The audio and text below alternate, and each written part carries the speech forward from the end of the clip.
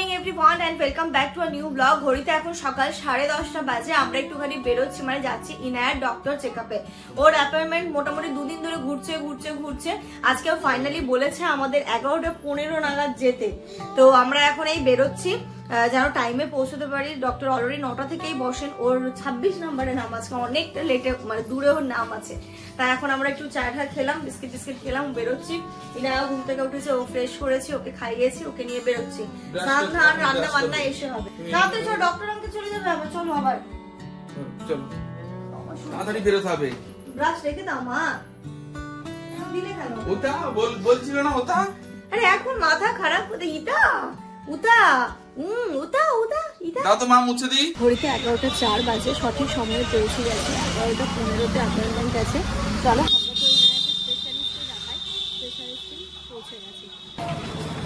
আজকে এত ফাঁকা কেন?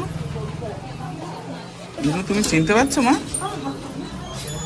ইনু মা? হ্যাঁ, সেদিনই আনলাম, ঘুরে গেলাম। চিনতে পারছো মা? বাইরে কেমন গরম না? প্রচুর ঝাঁঝিয়ে যাওয়ার মতো। চলো, আজকে কি একটু ফোটাবে নাকি ইনুকে? না আদর করবে।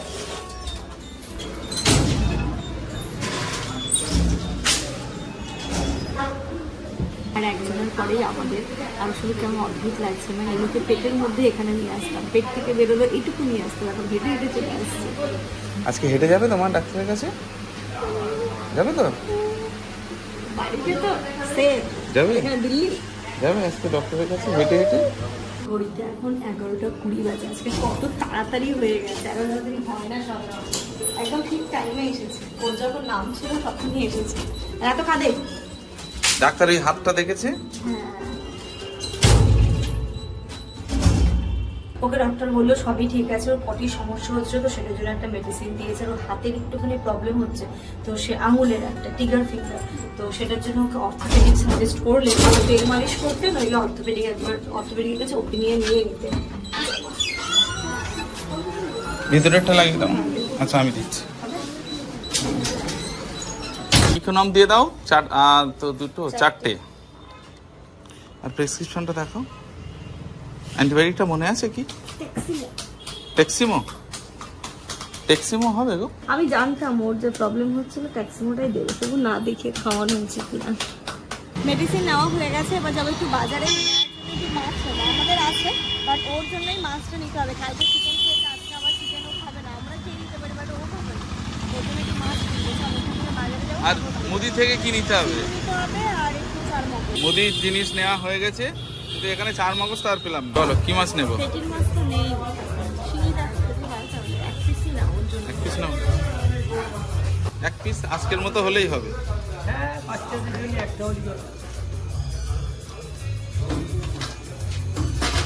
এগুলো সব চাষের, তো সমস্যা হচ্ছে।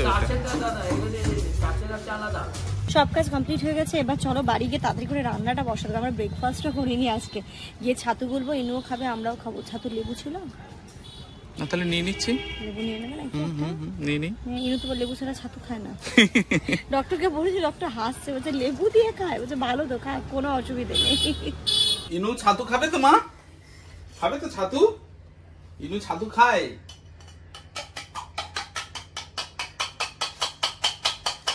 আমি যে এসে একটু ড্রেস চেঞ্জ করবো, একটু পানি খাবো, তো তার সুযোগ নেই। ভালো।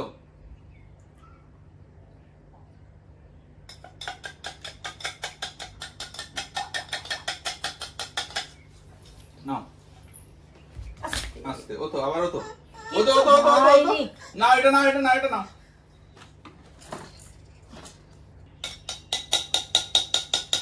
ঘড়িতে এখন 12:30 বাজে। ইনায়াকে স্নান করে দিয়েছি, ইনুর ভাত হয়ে গেছে, ইনুর তরকারি হয়ে গেছে, আমাদেরটা বসিয়েছি। আমাদের এখানে চিকেনটা হচ্ছে, কষা হবে একটু, আর এখানে পোস্ত দিয়ে একটু আলু ভাজা করব, আর একটু ভাবছি বাসন্তী পোলাও করবো। খাবে পোলাও? হ্যাঁ, আমি বললাম একটু কালো জিরে আর শুকনো লঙ্কা ফোড়ন দিয়েছি, এর মধ্যে লবণ দিলাম। আমি এর মধ্যে হলুদ যাবে না, শুধু একটুখানি এর মধ্যে দিয়ে দেবো পোস্ত, এরকম হোয়াইটই হবে, এটা খেতে খুব ভালো লাগে। আর পোস্ত যে বেটে দেবো সেটা নয়, পোস্ত হচ্ছে গিয়ে মানে দিয়ে দেবো, এরকম এর উপরেই ছড়িয়ে দেবো, সেটাও খুব ভালো লাগে। এই যে এখানটাতে নিয়ে নিয়েছি পোলাওয়ের চাল। এই চালটা মালদা থেকেই নিয়ে আসি আমি বরাবরই, আর যখন শেষ হয়ে যায় তখন এখান থেকে গোবিন্দভোগ চালটা নিই। এটাকে ভালো করে ধুয়ে নেবো, তারপর এর মধ্যে লবণ, একটু হলুদ, একটু চিনি সমস্ত কিছু দিয়ে মাখিয়ে রাখবো। তারপর গোটা গরম মশলা ঘি দিয়ে ফোড়ন দিয়ে যেভাবে পোলাও করে আর কি ধুয়ে নিই ভালো করে। ধুয়ে এটা ভিজিয়ে রাখার প্রয়োজন নেই, কারণ চালটা কিন্তু খুব তাড়াতাড়ি সেদ্ধ হয়ে যায়, বরং ভিজিয়ে রাখলে কি হবে না, নরম হয়ে যায়। তাই একদম ভালো করে আগে ধুয়ে নিচ্ছি, আর এর মধ্যে সমস্ত কিছু গরম মশলা টসলা সবকিছু দিয়ে এটা কিছুক্ষণের জন্য মাখিয়ে রাখবো, মানে ম্যারিনেশন করে রাখে যেটাকে বলে আর কি। তারপরে একদম ঘি আর সাদা তেল দিয়ে গোটা গরম মশলা ফোড়নে দিয়ে পোলাওটা দিয়ে দেবো, চালটা দিয়ে দেবো। তারপরে এর ডাবল পরিমাণে জল, যতটা চাল দেবো তার ডাবল জল। আমি যেমন 2.5 গ্লাস মতো চাল নিয়েছি, আমাকে এখানে 5 গ্লাস জল দিতে হবে। এখানে তো দেখছি আলু ভাজা প্রায় হয়ে গেছে। এইটুকু কত কত হবে না তো? দেখো চালটা ধুয়ে এর মধ্যে লবণ দিয়ে দিয়েছি, এর মধ্যে হলুদ দিয়ে দিয়েছি, এবার পড়বে এর মধ্যে চিনি। পরেও এটা দিতে পারো, বাট এইভাবে না ম্যারিনেশনটা করে রেখে দিলে একটু মিষ্টি মিষ্টি করবো। বাসন্তী পোলাও একটু মিষ্টি মিষ্টি না হলে ভালো লাগে না খেতে। আর দেবো যেটা অল্প একটুখানি আদা বাটা, এর মধ্যে পড়েছে অল্প একটু আদা বাটা। এবার দেবো গরম মশলার গুঁড়ো, এতে এই যে শাহি গরম মশলা, এটার গুঁড়ো দিয়ে দিচ্ছি।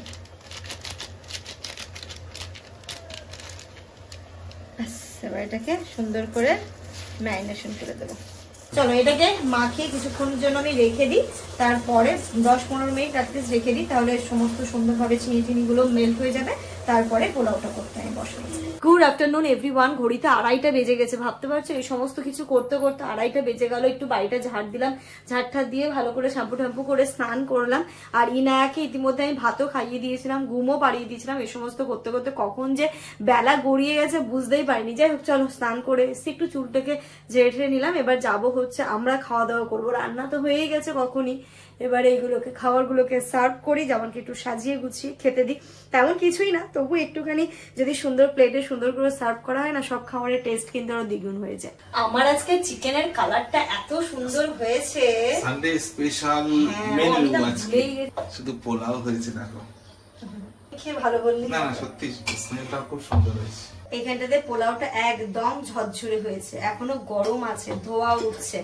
পোলাও, তার সাথে আলু ভাজা, চিকেন কষা। দুপুরে শেষ হয়ে যাবে, এত খিদে পেয়েছে। অসুবিধা নেই, হোক রাত্রিবেলা খিচুড়ি করে নেবো। প্লেট ধরো, যার যার প্লেট ধরে নাও। ইনু বলতে দাও দাও। আর এখানটাতে যেটা দেখলে সাদা করে পোস্ত দিয়ে আলু ভাজলাম, আলু ভাজা। এখানটাতে রয়েছে চিকেন, আর আব্বা যে আম নিয়ে এসেছিল, আমগুলো ফ্রিজে ছিল, তাই একটু করে আমের চাটনিও করে নিয়েছি। তুমি অনেকদিন ধরে বলছো ভালো কিছু খেতে ইচ্ছে হচ্ছে, ভালো কিছু। ভালোই জান, সত্যি ভালো। Good evening everyone. ঘড়িতে এখন 5:30 বাজে। আমি ইনায়ের সাথে ঘুমিয়ে পড়েছিলাম, মানে এই কয়েকদিন ধরে যা গেছে শরীরের উপর দিয়ে মনে হচ্ছে একটু রেস্টেরও প্রয়োজন। ঘুম থেকে উঠে এখন একটু ফ্রেশ লাগছে, আর ইনু তো এখনো ঘুমোচ্ছে, তো ও ঘুম থেকে উঠলেই খেতে চাইবে। মানে দেখেছি দুপুরবেলা খাওয়ার পরে যখন ঘুম থেকে উঠলেই মানে ওটা খিদে খিদে পায়। এবার তার আগে যদি খাবারটা রেডি না করে রাখি ওর খুব মুশকিল হয়ে যায়। তো আজকে ভাবছি আমাদের ওরও হয়ে যাবে, আমাদেরও হয়ে যাবে, একটু পাস্তা বানাবো। পাস্তাটা ইনায়া খেতে খুব ভালোবাসে, আর পাস্তাটা করলে আমাদেরও হয়ে যায় এবং ওরও হয়ে যায়। পাস্তাটা যেহেতু ইনায়াও খায়, তাই জন্য আমাকে খুব ভাবনা চিন্তা করে পাস্তা বানাতে হয়, যে কোন ব্র্যান্ডের বানাবো, কোনটা বানাবো, মানে এইগুলো আমাকে কিন্তু মাথায় রাখতে হয়। তো আমি এই আজকে যেটা বানাচ্ছি সেটা হচ্ছে দিশানোর এই পাস্তাটা। এটা আমি অনেক রিভিউ পেয়েছি, আমি এটা অনলাইন থেকে পারচেজ করেছি। এটা পুরোপুরি জানো তো, আমি ইনায়াকে জানোই সবসময় গমের পাস্তাটাই দিই, আগেও যেটা দিতাম সেটাও গমের পাস্তা দিতাম। তো অনেক রিসার্চ করার পর আমি এটা পেয়েছি। এটা পুরোপুরি মানে 100% গম আর সেমোলিনা মানে সুজি দিয়ে তৈরি। ভাবতে পারছো এটা কতটা হেলদি? শুধু যে বাচ্চারা খেতে পারবে সেটা নয়, আমরাও খেতে পারি, বয়স্করাও খেতে পারবে। তার কারণ এটা হচ্ছে গিয়ে খুব ভালো সোর্স অফ প্রোটিন রয়েছে এর মধ্যে, 0 কোলেস্টেরল রয়েছে এর মধ্যে, কোনো ফ্যাট নেই। তার মানে ভাবতেই পারছো এটা কিন্তু আমরা সবাই খেতে পারি। তারপরে এর মধ্যে কোনো আর্টিফিশিয়াল কালার, ফ্লেভার, কোনো প্রিজারভেটিভস অ্যাড থাকে না। তাহলে ভাবো এটা কতটা আমাদের জন্য হেলদি। আর যখন বাচ্চা থাকবে না তখন অনেক কিছু মাথায় রেখে কিন্তু আমাদের ওর জন্য টিফিন বলো, ব্রেকফাস্ট বলো, স্ন্যাক্স বলো, এই টাইপের জিনিসগুলো বানাতে হয়। তো চলো এটাকে বানাবো, আর কিভাবে বানাচ্ছি সেটাও তোমাদের সাথে শেয়ার করবো। আর এই পাস্তাটা আজকে আমি যেটাতে করবো সেটা হচ্ছে আগারোর এই হার্ড এলাইট অ্যান্ডোলাইজড মাল্টি কড়াইটাতে। দেখো না, এটা এত সুন্দর না, জিনিসটা দেখে আমার মন ভরে গেছে। পাস্তাটা যখন করব তো নতুন জিনিসটাতেই করি। আর দেখো এর সাইজটা, এটার ক্যাপাসিটি জানো কত? 5 লিটারের এটা ক্যাপাসিটি। তো চলো রান্নাঘরে যাই, আর এর মধ্যে কি কি আছে সেটা তোমাদেরকে দেখিয়ে দিই। চলো এখন এগুলোকে এখানটাতে রাখি। কড়াইটার কালারটা দেখো কি সুন্দর, এটা পুরোপুরি স্টেনলেস স্টিলের ওপর। আর এর সাথে যেটা আসে সেটা হচ্ছে দেখো এরকম একটা স্টিলের লিড আসে, আর লিডটাতে ধরার জন্য এরকম একটা সুন্দর হোল্ডার আসে, যেটা হচ্ছে হিট প্রুফ, মানে তোমার গরম লাগার কোনো চান্সই থাকবে না। আর যেটা তোমাদেরকে বললাম যে শুধু এটা কড়াইটার সাথে আর কি কি আছে, আর এই কড়াইটাতে তুমি, আমি যেমন এটাতে পাস্তা বানাবো, তোমরা অনেক কিছু তৈরি করতে পারো, মানে স্টু বানাতে পারো, বিভিন্ন টাইপের কারিজ বানাতে পারো, egg curry, chicken curry, biryani, তারপরে হচ্ছে যেমন 1 পট মিল গুলো যেটা হয়, যেটা আমি চিকেন রাইস বানিয়ে নিই, সেটাও তোমরা এতে করতে পারো। এর ক্যাপাসিটিটা হচ্ছে গিয়ে 5 লিটার।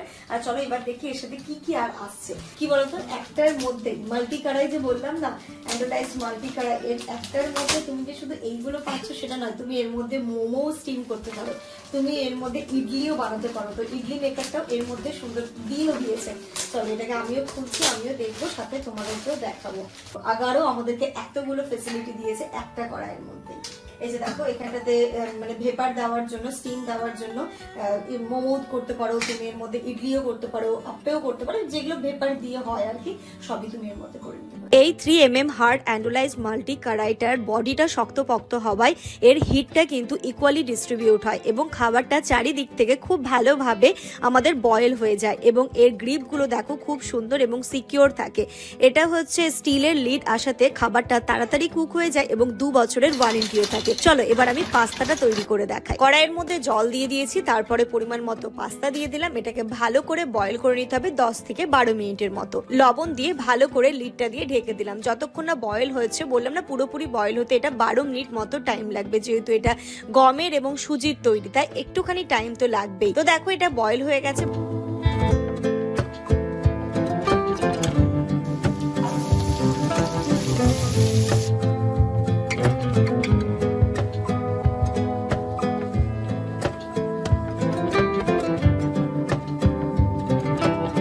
এতে তো পাস্তা করলাম, এবার তোমাদের সাথে আরো একটা জিনিস আমি শেয়ার করে দেখাবো, সেটা হচ্ছে মোমো স্টিম করে দেখাবো। তোমরা মোমো রেডি করে এটাতে কিভাবে স্টিম দেবে সেটাও শেয়ার করবো। তার আগে দেখো এটাকে পরিষ্কার করতে হবে। এবার পরিষ্কার করার সময় না এটাকে ভালো করে আগে চেক করে নেবে ঠান্ডা হয়েছে কিনা, গরম অবস্থায় কখনো পরিষ্কার করবে না। তারপরে এই যে স্পঞ্জের একটা স্কচ ব্রাইট নিয়ে নিয়েছি, একদমই নর্মালি জল দিয়ে ধুয়ে আর হালকা হাতে এটাকে স্ক্রাব করতে হবে।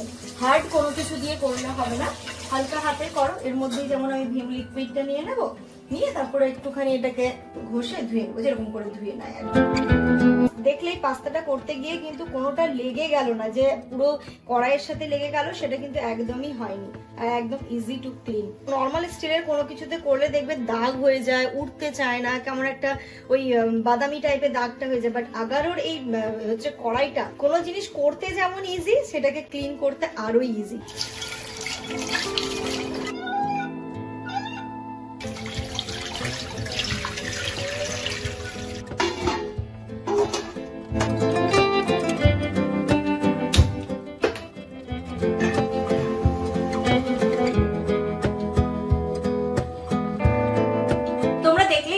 সুন্দরভাবে কিন্তু মোমোগুলো স্টিম হয়ে যাচ্ছে। আগারোর এই এলাইট হার্ড অ্যান্ডোলাইজ মাল্টি কড়াইটা যদি তোমরা কিনে নাও, আলাদা করে তোমাদেরকে মোমো মেকার বলো, ইডলি মেকার বলো, কেনার কোনো প্রয়োজন নেই। একটা কড়াইয়ের মধ্যেই তোমরা অনেকগুলো ফেসিলিটিস পেয়ে যাচ্ছ। হ্যাঁ, এবার তোমাদের মনে হবে তোমরা এটা কোথা থেকে কিনবে, কিভাবে পারচেজ করবে। তাছাড়া ওই এত সুন্দর যে পাস্তাটা দেখান, দেখলেই পাস্তাটা কি সুন্দর ছাড়া ছাড়া হয়েছে, সমস্ত কিছু লিঙ্ক আমি আমার ডেসক্রিপশন বক্সে শেয়ার করে দেবো। সেখান থেকে গিয়ে লিঙ্কে ক্লিক করে তোমরা সমস্ত প্রোডাক্টগুলো পারচেজ করতে পারো, এবং আমি আমার ফার্স্ট কমেন্টের লিঙ্ক পিন করে দেবো, সেখান থেকেও তোমরা পারচেজ করতে পারো। দেখো না, আমি দুটো যে শাড়ি নিয়েছি, একটা গায়ে হলুদের দিন পরবো আর যেটা রিসেপশনের দিনে পরবো, সেই দুটো ব্লাউজটা বানাতে দিতে হবে। আজ যাবো কাল যাবো করে হচ্ছে না, কালকেও হয়ে উঠলো না, আজকে যাচ্ছে এখানটাতে। তারপরেও ইনুর যে সালোয়ারটা বানাতে দেওয়া আছে সেটারও খোঁজ খবর নিতে হবে। আমার এই বিয়ের লেহেঙ্গাটা, এই লেহেঙ্গাটা আমি আমার রিসেপশনের দিনে পরেছিলাম, ওই একদিনই 2 ঘন্টা 3 ঘন্টার জন্য পরেছিলাম। এটা সবাই পরে, আর পরে আর পরা হয়ে ওঠে না। তবে এবার ইচ্ছে হয়েছে সব বোনের বোনেরা নাকি লেহেঙ্গা পরবে, তাই জন্য আমিও আনিয়েছি, নতুন করে আর নিইনি, এই লেহেঙ্গাটাই পরবো। এবার ব্লাউজটা দেখো, তখন তো অনেকটাই রোগা পাতলা ছিলাম, এখন এটাকে লুজ করতে হবে, তাই আমি এই ব্লাউজটা নিয়ে যাচ্ছি। লেহেঙ্গাটা বাইরে বের করা আছে, এসে এটাকে ভালো করে একটুখানি করে কালকে একটু রোদে দেবো, রোদে দিয়ে আমি এটাকে তুলে রেখে দেবো, মানে ফোল্ড করে রাখবো আর কি। তারপর এটা মালদায় নিয়ে যেতে হবে, এত ভারী জিনিসটা, তাই ভাবছি যেমন বলছে পড়বে তো বলছো, আবার কি করে ক্যারি করবে। আর মিনুকে তুমি একটু সামলাবে কিছুক্ষণের জন্য, পরে নি, শখটা একটু মিটিয়ে নি, ভালো লাগবে এটা বলো বানানোর পরে। আমরা তো চলে এসেছি দিদির এখানে, ইনুর গায়ে হলুদের সালোয়ার হবে এটা দিয়ে, আর রানী কালারের প্যান্ট বানাবে, তাই তো? ডিপ রানী কালারের ভালো লাগবে। সুতির আছে ভালো, মানে একদমই গরমের জন্য বেস্ট, অসুবিধা হবে না। এই নায়া, এই নায়া, এই নায়া, ও দেখছে কিভাবে লিখছে সেটা দেখছে। হ্যালো হ্যালো মা, এটা নাও। আর যাবে বাড়ানো যাবে, আছে একটু আছে না, আশা তো করছি হবে, তো আগের থেকে রোগা হয়েছে আর দিয়েছিল, অনেক রোগা ছিলাম। দিদিকে দুটো শাড়ি, লেহেঙ্গার ব্লাউজ আর ইনার স্কুল ব্যাগটা তারা কখনই দেবে না, একসাথে সব একসাথে। ঠিক আছে, কবে দেবে তুমি এগুলো? 5 তারিখ। 5 তারিখ একটা আমি আমার মতন করে বানিয়ে দেবো, যেভাবেই হোক। না না ভালো হবে, তোমার তো ভালো হয় বলে আমি ছুটে আসি বারবার করে। আচ্ছা এই শাড়িটা আমি দিয়ে দেবো পরে, ঠিক আছে? পাটিয়ালা প্যান্ট, পাটিয়ালা প্যান্ট পরবে? পাটিয়ালা প্যান্ট বানিয়ে দেবে, তাহলে জুতি নেই, তাহলে ভালো লাগবে, জুতো ভালো। হ্যাঁ রেখে দাও, ওখানে রেখে দাও, ওখানে রেখে দাও। চলো তুমি খাবে তো, আসো আসো, চলো চলো এদিকে চলো, ভিতরে চলো, দাও ইনুকে একটু খেতে দাও। ঘড়িটা এখন রাত্রি 9:30 বাজে, কোথাও বসে একটু চা খেতে ইচ্ছে করেছিল, মনে হচ্ছিল একটু শান্ত শিষ্ট নিরিবিলি পরিবেশে বসে এক কাপ চা খাই, তো এখানেই আসলাম, একটা রোল নিয়ে নিয়েছি, আর এটা চাপাডালির একদমই কাছে, বসে একটু ফাঁকা ফাঁকাই থাকে, বাইরেটা ওয়েদারটাও ভালোই আছে, রোল খাচ্ছে, তারপরে চা, দুজনে মিলে একটু গল্পও করছে, ইনুও রয়েছে, ওরও একটু ভালো লাগছে, একদমই বাড়ি থেকে দেখে ভালো লাগছে। মা নাও এটা নেবে, তুমি একটু নেবে, একটু নাও, একটু নাও। আচ্ছা একটু নাও, একটু নাও, তুমি একটু খাও, বেশি খেতে হয় না এগুলো।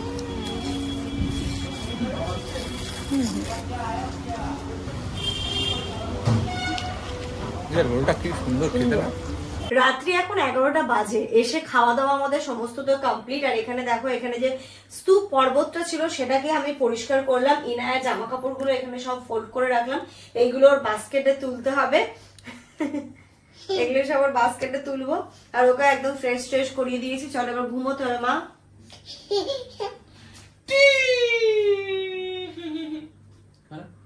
দেখি মাম্মা, দেখি হ্যান্ডশেক করো তো।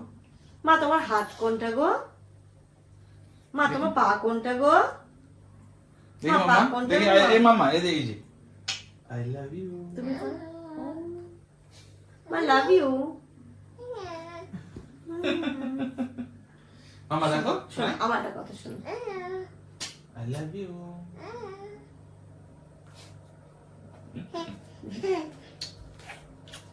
চলো সবাই গুড নাইট বলে দিতে হবে। এই যে এখানে হচ্ছে সব জামা কাপড়গুলো এখন একটা একটা করে সব বাস্কেটে তুলবো, এখানটাতে পরার যেগুলো আছে সেগুলো অন্য বাস্কেটে রাখি, আর যেটা একটু বাইরে পড়ে যায় সেগুলো অন্য বাস্কেটে রাখি, বাট এগুলো সবই ওর পরার। তো কোথায় যাচ্ছিস, কোথায় যাচ্ছিস, ওই তোর বাস্কেট ওই কোনায় আছে, চল। ইনু যেগুলো রেগুলার ইউজ জামা কাপড় পরে, এখানটাতে আমি কোনায় টুল দিয়ে বাস্কেটটা রেখেছিলাম, হঠাৎ করে সবার চোখে না পড়ে, তো ঠিক এই জায়গাটা করে ইনুর সমস্ত জামা কাপড়গুলো রেখে দিই।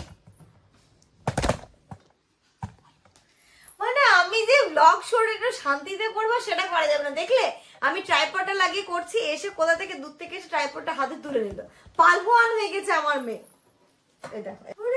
বাবা ভালো, চলো এর সাথে সাথে আজকের এই ব্লগটা এই পর্যন্ত রাখছি। তোমরা সবাই খুব ভালো থেকো, সুস্থ থেকো, আমাদের সবার জন্য অনেক অনেক অনেক দোয়া করো। Good night. Are flying kiss দিয়ে দাও একটা, টাটা করে দাও সবাইকে, এবার গুড নাইট।